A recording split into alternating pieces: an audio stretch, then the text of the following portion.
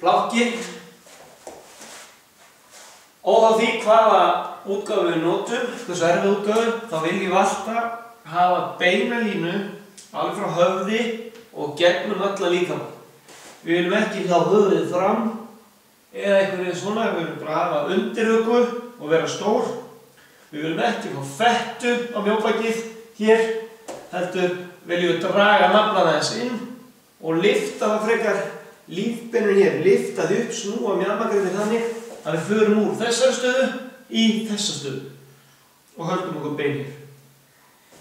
Ef þessi útgáfa er erfið, þá förum við bara niður hér og gerum alveg það saman. Ef að þessi að vera á tánum er of létt, þá getum við gert þessa æfingu erfiðari með því að fara lengra frá með olnbogana. Þannig að í staðinn fyrir að vera með olnbogana beint undir öxl, fara það með þetta fram. Þá erum við komið erfiðar útgáfur. Þetta var planki.